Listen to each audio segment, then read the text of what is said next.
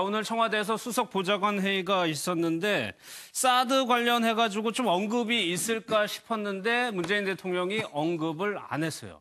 소국장님, 일단 이 문제는 어떻게 조금 진행이 되고 있습니까? 저 부분이 이 언급을 안 한 부분이 지금 사드 문제가 문 대통령은 어제 이건 국내 문제다라고 그 미국 민주당 상원의원과 만난 자리에서 얘기했지 않습니까?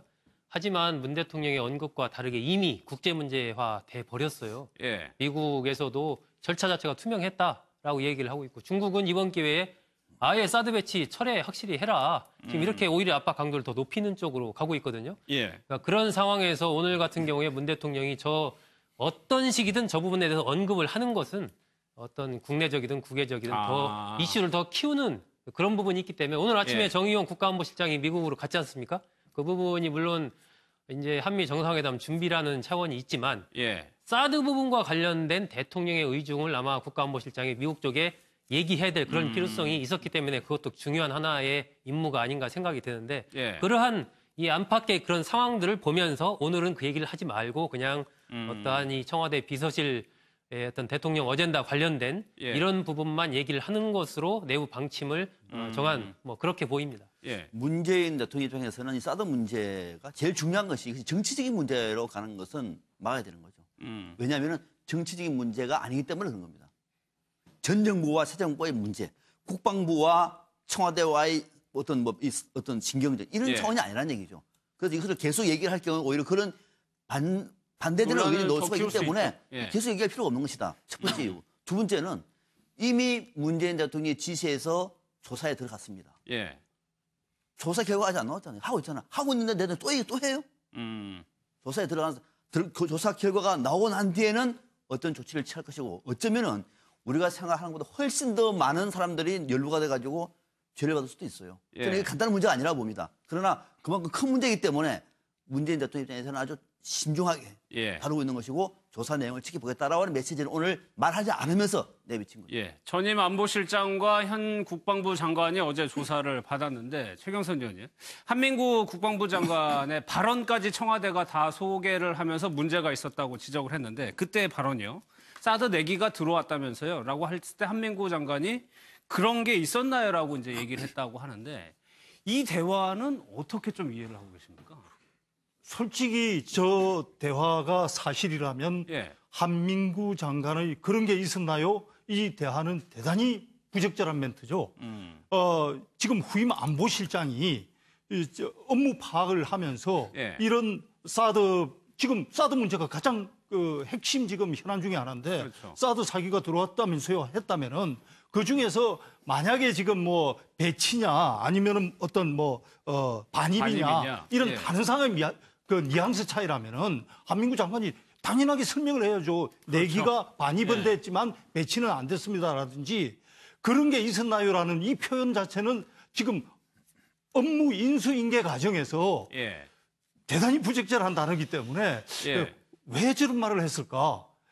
분명히 저 단어의 차이를 설명하면서 설명을 해야 되는데 근데 이제 저는 이게 조사가 이루어지면서 이 조사의 범위에 대해서 좀 궁금증을 가지고 있습니다. 대상자요? 네, 대상자 말입니다. 예를 들어서 지금 국방부의 보고가 문제면은 한민구 장관을 불러서 조사를 하면 되는데 일단 김관진 전임 안보실장까지 불러서 지금 조사를 한다는 거거든요. 그러면 전임 안보실장과 후임 안보실장 사이의 업무 인수인계 때는 사드 그런 배치가 어느 정도 반입 배치가 어느 정도까지 인계가 됐는지 조사하기 위해서 불렀다고 볼 수도 있지만 김관진 전 안보실장 같은 경우에는 사드 배치 전 과정에 대해서 총괄적으로 지휘를 또 했던 사람이고 물론 그 위에 황교안 총리 권한대행이 있었죠. 권한대행이 있었고 이분들까지 그러면 배치 과정까지 조사를 할 것이냐 이런 부분에 대해서는 어느까지 범위인지 좀 궁금증이 아직 남아 있습니다.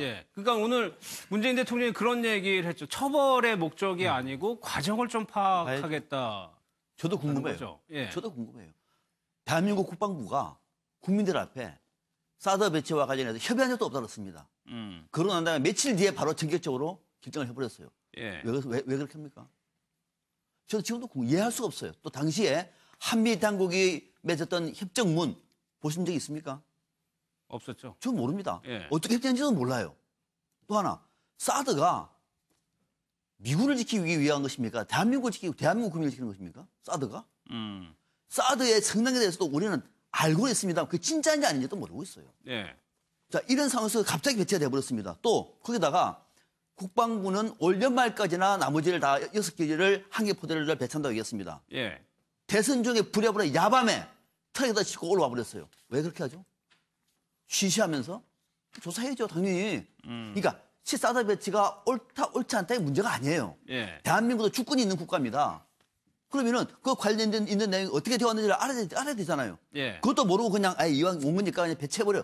이거는 나라가 아닌 거죠. 그 대목을 문재인 대통령이 알겠습니다. 조사하라고 얘기했기 때문에 오늘 뭐 김관진 전 실장 같은 경우는 당연히 예. 조사 범위에 포함이 되는 거죠. 일단 드러난 사실은 어쨌거나 국방부 문구에서 그 내기라던가 이 사드 구체적인 용어가 빠졌다는 건데 이게 SBS 보도에 보면은 대선 이후에 빠졌다라고 보도를 하고 있거든요. 그렇다면 뭐 때문에 대선이 뭐 어떤 판단의 기준을 제시한 걸까요? 그러니까 그 부분 때문에 이제 청와대에서는 보기를 이것이 어떤 정치적인 의도가 있다라고 이제 해석을 하는 것이거든요. 예. 대선 전은 그게 들어가 있었는데 뭐 6기라든지 뭐 추가 배치 이런 게 들어가 있었는데 그 이후에 그 부분이 전부가 삭제가 됐다라는 것은 뭔가 누군가 의도성을 가지고 이 문구를 삭제한 것이 아니냐라고 이제 그런 시각을 가지고 이 문제를 보고 있기 때문에 뭔가 이것은 항명의 성격들이 있다라고 이른바 또 국기문란적인 성격이 있다 이렇게 이제 보고 지금 조사를 진행을 하고 있는 것인데 예.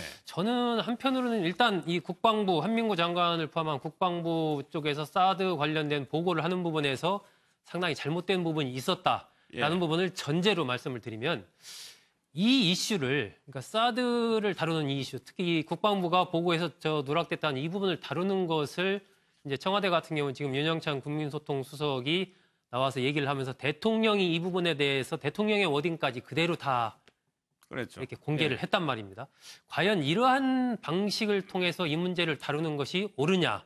여기에 대해서는 저는 조금 의문이에요. 왜냐하면 이 사드 자체가 갖고 있는 민감성이 일단 이게 국내만 문제만이 아니고 외교 안보 문제와 군사적인 문제와 긴밀하게 연결되어 있는 그러한 상당히 조심스럽게 잘 다뤄야 되는 이슈인데 이것을 이렇게 크게 이슈화하면서 지금 미국 쪽에서의 반응이나 중국 쪽에서의 반응 여러 가지를 봤을 때 글쎄 이것이 궁극적인 이 문제를 해결하는데 이런 방식이 옳은가 아니면은 이 부분을 정확히 인지하고 내부적으로 엄정하게 조사 진행하고 이렇게 해가면서 외부적으로는 어쨌건 조금 더 이 어떤 무게감을 갖고 이렇게 가는 것 이런 부분이 저로서는 더 사드 문제를 국민들이 안심하면서 해결해 갈 수 있는 방법이 아닌가 하는 생각이 드는데 이번에 그 이슈를 다루는 부분에서의 청와대의 태도는 저는 조금 문제가 있지 않았나 하는 그런 생각은 같습니다. 대외적인 문제도 포함이 되는 거니까요.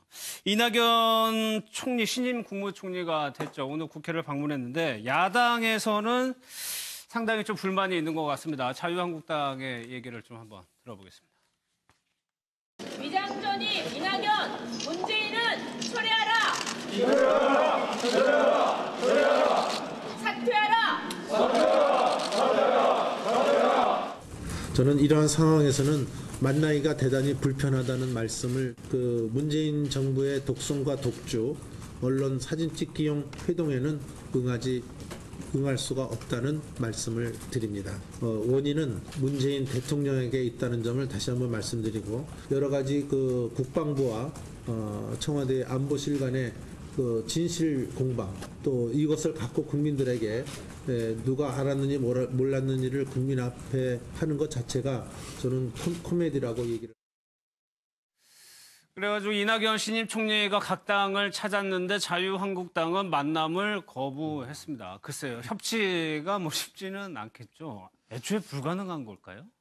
아니 뭐 이게 여야가 누구인지를 떠나가지고 매번 되풀이 되는 것이고 이 뭐 정권이 바뀌면 저 여당된 사람은 똑같이 그 여당 행태를 보이고 야당된 사람은 똑같이 야당 행태를 보이는데 이게 전부 다 기본적으로 생각이 상대방이 잘못돼야 내가 잘 된다. 이런 생각을 하고 있으니까 어떻게든 터집 잡고 발목 잡고 해서 야당인 경우에는 여당을 공격하고 이렇게 되는데 저는 일단은 이 건 같은 경우에도 지금 국무총리 인준하고 다른 문제를 연계시키는 거 이런 것만이라도 좀 자제해줬으면 좋겠다는 생각이 듭니다. 지금 이제 국무총리 인준으로 인해 가지고 서로 자유한국당하고 여권하고 서로 갈등이 생기니까 다른 뭐 여야정 협의체라든지 이런 것도 거부하겠다는 거거든요. 그러니까 이렇게 각각 별개의 안건들을 서로 한꺼번에 연계시켜 가지고 갈등을 일으키는 거 이런 것들은 좀 자제했으면 좋겠다는 생각이 듭니다. 어제 표결 과정에서 조금 특이했던 장면이 하나 있었는데 조원진 이제는 새누리당 의원이죠. 좀 항의하는 장면이 있었다고 합니다. 한번 보겠습니다.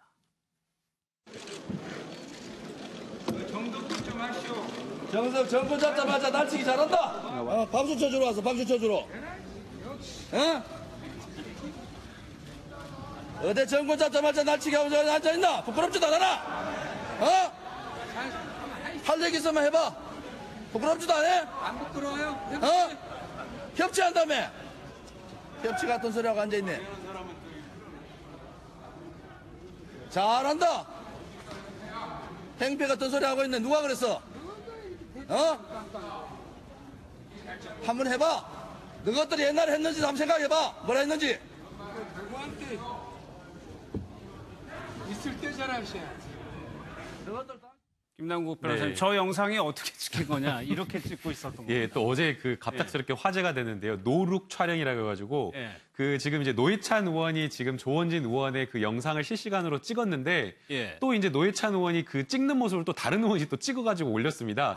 그런데 이제 노회찬 의원이 아예 조원진 의원은 보지도 않고 카메라만 딱 듣고 해가지고 그냥 이 그 촬영하는 모습이 보여가지고 어제 이제 그 노회찬 의원의 페이스북하고 유튜브에 올라왔었는데 거의 조회수가 한 30만이 넘을 정도로 굉장한 그 화제가 됐는데 조원진 의원도 찍고 있네요. 이렇게. 조원진 의원도 그 날치기 본인 주장은 저 모습이 날치기다라고 하면서 본인도 저것을 이제 SNS상에 올리려고 지금 찍으면서 음성 그 동영상 찍는 화면에 본인의 그 항의하는 음성을 담아서 이제 올린 겁니다. 근데 이제 국민들 입장에서는 이제 조원진 의원이 날치기라고 주장을 하는데 통과된 어떤 표나 이런 것들을 보게 되면 여당에서는 사실은 이 총리 인준안을 통과시키기 위해서 굉장히 낮은 자세로 하지 않았습니까? 비서실장이 신속하게 사과를 하기도 하고 문재인 대통령도 이 부분에 대해서 양해를 구한다. 그리고 국민들께 좀 죄송하다라는 그런 표현을 하면서 굉장히 낮은 모습을 보였고 거기에 대해서 물론 이제 자유한국당은 동의하지는 않았지만 바른정당은 20명 다 투표를 해서 한 명만 빼고 19명이 다 찬성표를 던졌고요. 역시 뭐 국민의당도 적극적으로 찬성을 했기 때문에 사실상 이거는 날치기라고 볼 수가 없는 상황인데 저렇게 이제 조원진 의원이 이렇게 항의하는 모습을 보이고 있기 때문에 오히려 국민들이 기대하는 거. 국민들은 사실은 좀 협치하는 모습을 보고 싶은데 그런 모습을 보이지 않고 있기 때문에 조금 실망스럽지 않은 모습인가 생각이 듭니다. 알겠습니다. 저는 소정숙 국장님. 우리 국회의 생생한 현장을 저 카메라로 중계해준 노회찬 의원에게 경의를 표합니다. 국장님, 김연아 의원은요. 자유한국당 소속인데 다 퇴장을 했었는데 혼자 남아서 표결을 했단 말이에요. 이거는 또 어떻게 봐야 됩니까? 찬성표를 던졌죠, 이번에. 지난번에 이제 바른정당이 창당을 할 때 사실 김연아 의원도 바른정당에 이제 합류를 하고 싶어가지고 그때 이 출당을 시켜달라라고 얘기를 했었죠. 당 지도부에 요구를 했었는데 당 지도부는 그건 안 된다. 그냥 탈당을 해라. 그러니까 출당하면 의원직 비례대표로 이제 입성을 했기 때문에 출당을 하면 그대로 의원직을 갖고 옮겨갈 수가 있는데 본인이 탈당해버리면 그 자체가 상실이 되거든요. 그런 상황인데 지금 자유한국당 입장으로서는 자유한국당 소속 의원이지만 자유한국당과 다른 어떤 그런 행동을 하고 있다라면 상당히 이제 비판적으로 보고 본인은 뭐 소신 의정 활동을 하고 있다. 지금 이렇게 주장을 하고 있죠. 알겠습니다. 여기서 마무리하겠습니다.